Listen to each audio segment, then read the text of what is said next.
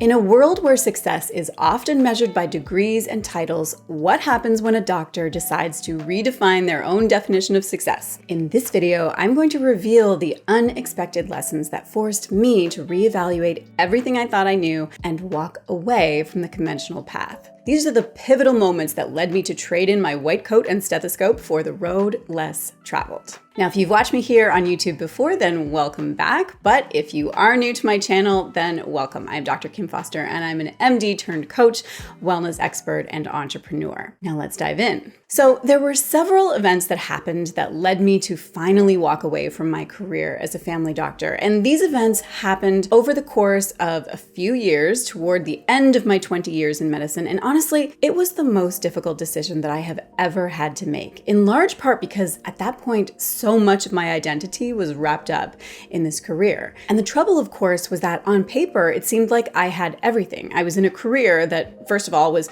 super competitive to get into and is something that I know that many people aspire to. I remember when I got my admission letters to medical school, my boyfriend of the time, his dad said to me, "You're set for life, Kim." And that's honestly how it felt. It felt like all my worries about, was I going to be successful? Would I have a career that would make me happy? Would I have a career that would support me financially? All of those worries were just gone and everything was going to be fine. Unfortunately, as I came to realize eventually, everything was not fine. And in fact, my existential crisis began to peak through at a fairly early stage. There were definitely moments during med school that I felt a bit confused about whether this was actually the right path for me, but I kind of chalked it up to stress and, the various life and death situations that I frequently found myself involved in, especially as I moved up and started working more in the hospitals, doing my practical rotations and then into internship and residency. The everyday experience of a resident is incredibly intense and difficult, and so I granted myself some grace,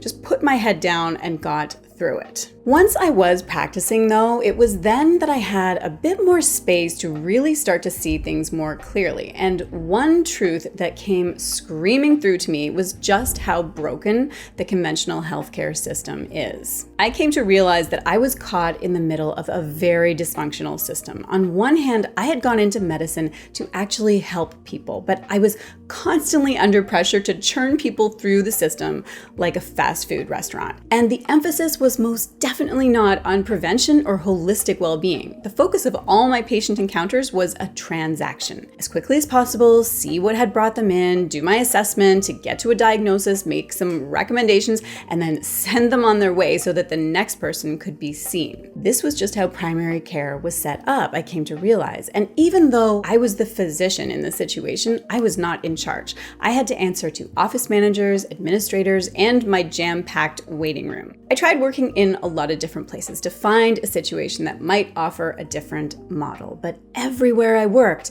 it was the same basic problem. The system functions under a fee-for-service model. Doctors get paid per encounter. No incentivizing for prevention or deeper conversations or anything like that. At one point, I moved to a clinic that paid their physicians by salary. So I thought that would mean that I would get away from the fee-for-service model and that maybe I could just do the job of helping people and maybe even on a deeper level. But even there, in order to qualify for our funding, we had minimum patient quotas that we had to meet. The people in charge were literally counting how many patients we churned through the doors each day and were evaluating our effectiveness directly by that number. Nothing else seemed to matter. In the end, I worked in a lot of different places. Big city centers, small rural towns, different parts of the country, university clinics, but it was always the same thing. It was so disheartening. And not only was it frustrating for me, but I could clearly tell that it was frustrating for the patients that I was seeing. They were fed up of being rushed out, of feeling like I didn't have the time to listen to all their issues. And this was making me feel even more unhappy. It really made me question what purpose I was even serving in the first place. I had gone into this to help people, but I knew I wasn't helping them in these 10-minute encounters where we were barely scratching the surface of what they needed, and I just constantly had this feeling of dissatisfaction. The other part of this lesson that the system is broken is the total lack of attention paid to holistic well-being, to prevention. I became so fed up of just putting out fires and handing out band-aids. I really wanted to help people to optimize their well-being, to prevent illness in the first place, not just wait until they feel sick and then come in to see me. I only ever saw people once they were already sick or feeling unwell.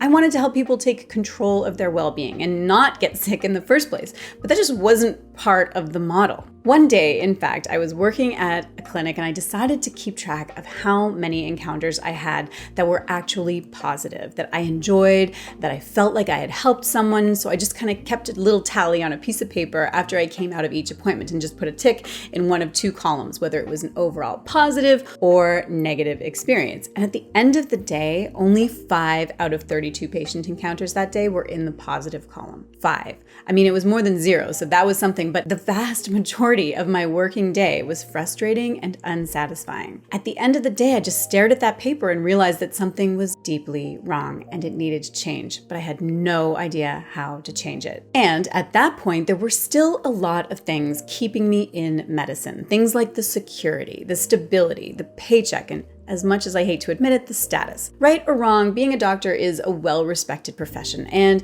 it was what I had wanted to do since I was 17. I had no idea who I would be without being a doctor. Plus, there was the guilt factor. I was well aware of the shortage of family doctors, and so could I really just abandon the profession altogether, just jump ship? All those factors conspired to keep me in it, grinding it out, telling myself that it would get better somehow, maybe something would change. And then my next lesson came, because I experienced a health crisis of my own. About a year after my second son was born, I got really sick with a rare autoimmune condition and was basically bedridden for several weeks with severe inflammation in most of my joints, and I had no idea if this was going to be my new reality or if I was going to get better. And I won't go into too much detail here. I might share some more details in another video in the future, but the point was it really forced me to evaluate what was important and what wasn't. And what I realized was important was my health, my boys, and the people that I loved. Since I had been a teenager, I had desperately wanted to have a career that made me feel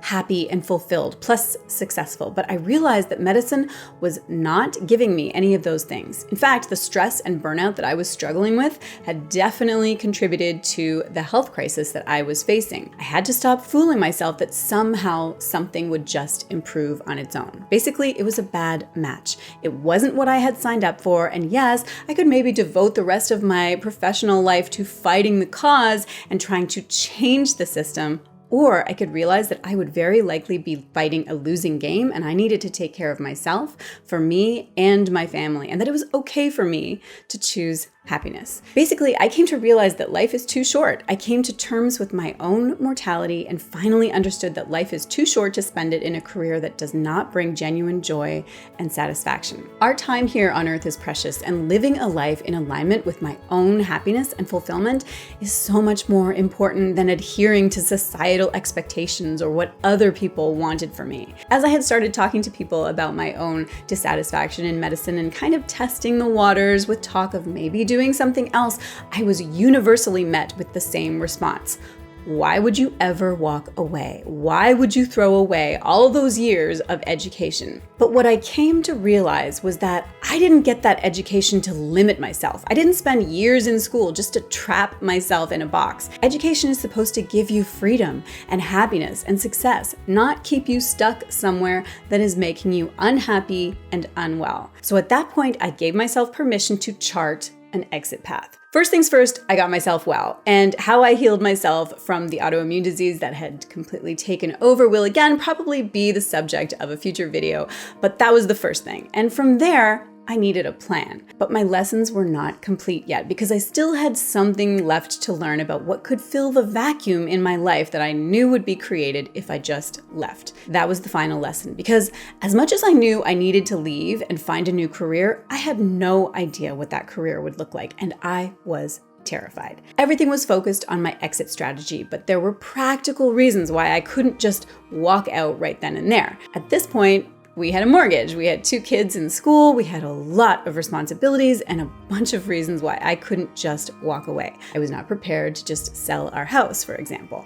So as much as I was tempted to just bolt, I knew I needed to be smarter and more strategic. Through my explorations, I had discovered the world of coaching and discovered that there were people out there who were running their own businesses, mostly online, and some of them seemed to be doing pretty well, at least from what I could tell from the outside, but it was kind of hard to know. It seemed a bit too good to be true, to be honest, and I wasn't sure that it would work for me. But bit by bit, I grew my side hustle on the side and I started doing not bad. I didn't know if it could be enough for a full-blown career and the income that I would need, but it was promising, and most importantly, I was really enjoying it. Coaching was everything that I had wanted for my career in medicine, but there was no such thing as coaching when I was choosing my career path in the late 80s. So I was excited that I had discovered something I could do that would both make a difference and also give me a sense of fulfillment. But it still felt like a huge risk. Could I really make enough money? Could it really become my full-time career? Also, I was aware of the sketchy reputation of people who went into business online. I heard the jokes. One of my friends, another doctor, laughed and mocked a mom at her kid's school behind her back because she was calling herself a life coach. There was lots of eye rolling. I heard a family member say that it was all a bunch of baloney and nobody actually made any real money doing things like that. Coaching was kind of in its early days, especially online coaching. Nobody really knew what it was. And in the reputable, time-tested, old-school world of conventional medicine, doctors loved to make snide comments about people in the wellness industry or the online world or the coaching world. But I kept chipping away, kind of behind closed doors. I scaled back my hours in medicine as I scaled up my business bit by bit, keeping one foot in the safe, respectable, secure world of my career as a doctor and just dipping my toe in the online world more and more. And then the pandemic happened. I'm not sure how much longer I might have stayed with one foot in each world, but COVID was the event that forced me to fully quit medicine and finally hang out my stethoscope. During the first wave, I made the decision that this was not the moment to jump ship. As terrifying as it was to go into work and struggle with the unknown of this disease because none of us knew what we were doing, and doing patient encounters in full PPE that was quickly dwindling in supply, in spite of all of that, there was a part of me that knew I would forever feel a sense of unredeeming guilt and regret if I completely abandoned the profession at the absolute worst time in history. I had experience and skills that the world needed. This was at the time when everyone was cheering and banging their pots and pans at 7 p.m. every day. Remember that? And I did feel a huge sense of pride being a healthcare worker on the front line, doing my small part to help the world navigate this absolutely terrifying event. At the same time as being absolutely petrified for my own safety and my kids if I were to get sick and bring the virus home to my family. Anyway, I made it through and did not get COVID during the first wave. And once we were through that first wave, and then we went into the summer and things settled, and things in my part of the world anyway were starting to significantly improve, and the numbers were definitely going down, and we all had much better systems to deal with the virus, and the vaccine was on the horizon. So I knew that it was time. It was finally time to step away. I knew what I wanted to do. My business was definitely growing, and although it still felt like a huge risk because I didn't know if I would be able to grow it to the point where it could fully support me and my family, I really didn't know if it was a passing fad, a flash in the pan that just wouldn't last. Medicine is blue chip stock and recession proof as a career. Could I say the same thing about the Wild West of online entrepreneurship and this weird flaky thing called coaching? Definitely not, but I knew I had to give it a chance. As William Faulkner said, you cannot swim for new horizons until you have the courage to lose sight of the shore. My final lesson was all about self-trust. I needed to trust that I was going to be able to figure this out. I needed to believe in myself that I was going to make this work. I had trusted myself before when I was younger and I made the bold decision to aim for medical school and to actually tell people that's what I wanted to do, even though it meant potentially looking really stupid if I didn't get it and feel like a failure. Nobody in my family was a doctor. My dad was an engineer but had never gone to university. In the UK, post-war, you could become an engineer without a university degree by being an apprentice. My grandfather had been a coal miner in Wales. My mom got her university degree well after having kids, just chipping away at it through night school. So it was a pretty bold thing for me to do, to tell people that I was going to go to med school and become a doctor. And it took a lot of self-trust. So I had to make that bold move again, to walk away from medicine and to step fully into my new career as a coach and an entrepreneur, risk and all. I had to release any need for external validation or praise or the status of being a doctor and just be me again. I knew that people would judge me for doing this weird thing, especially my colleagues still inside the medical profession, but I was over it. I needed to make my own choices, live a life authentic to me, and follow my own happiness. So that was it. I handed in my resignation, I inactivated my medical license, I canceled my malpractice insurance, and I told everyone that I was leaving. And on my very last day, after my very last patient encounter, I walked out of the clinic, got into my car, and ugly cried for a solid 15 minutes. I cried for the young, idealistic 17-year-old with stars in her eyes who had dreamed of becoming a doctor, and here I was at the age of 47, 3 decades later, at the end of the journey. I would no longer see patients, suture their wounds, check their blood pressure, deliver a baby, write out a prescription, look at an x-ray, tell someone that they had cancer, tell someone that they were pregnant with their first child. All of it was behind me. So yeah, I ugly cried for a long time. It was possibly one of the most cathartic moments of my whole life. But then I stopped crying and I started my car and I drove home. And it was a sunny day, and as I drove, I turned up the music and opened the sunroof and started getting really excited for my next chapter. And after that, things got really, really good. In the years that have passed since I quit, I have never been happier, healthier, or more fulfilled. And the irony of walking away from my 6-figure career, I have actually surpassed that income now as an entrepreneur, something that I never dreamed possible, but that shows the power of being in alignment and not settling for anything less than true fulfillment and trusting yourself to make it work. So I would love to hear from you. Are you considering making a big change like the one that I made? What's holding you back? What are you struggling with? Let me know in the comments. And also, if you enjoyed this video, then I think that you are going to love this video that is coming up next on the screen, where I talk about the 5 daily habits that can actually change your life. I will see you there. I moved to a clinic that paid their try that again. I moved to a clinic that paid their physicians. Let's try that again.